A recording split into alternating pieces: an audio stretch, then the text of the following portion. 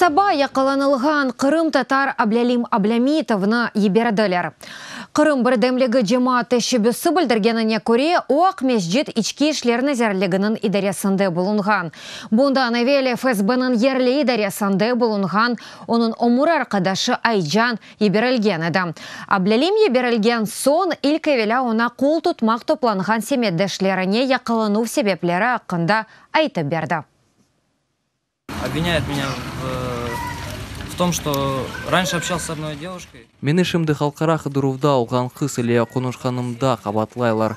Сорғу кечірділер, әршені ресми оларақ язып алдылар. Еберділер, бебелкеде да чығырajақлар деділер. Телефон белбелгі саярым тұтып алдылар. Сонырақ айтылajақ деділер. Я считаю, что его право на защиту было нарушено.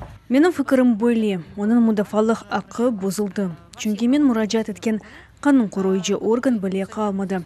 Эм ички ишлер назерлігі ФСБ, эм ички ишлер назерлігінің таққат идаресіне, эм ашырыжылыққа қаршы меркезге. Эч бірінді адам не ерді олғаны қында малюмат берілмеді. Аблялим Аблямитов не ерді олғаныны білмейдік. Бүгін қанунсыз суреті илхақ етілген Қырым ярамадасында Жанко районының қала яне Азовская қасабасында Русия көветшілері ерлі Сакен Халил Аблямитовның евіні тынтылер. Қырым татарының еві танда тынтлемек башланды. Қанунсыз тынтуыны уч машинанен келген тахминен 20 көветші кечірді. О вақыт евде 5 құранта азасы олардан бірісі 1,5 яшлы бала бар еді.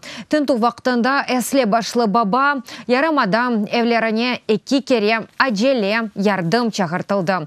Tintuvden son ev sahibinin oğlu ve yüklü kelini yakalanıldı ve ayrı maşinalarda bile olmayan yerge alıp getirdiler. İşgal hakimiyeti olup geçken vakanı tefsir etmek ret etti.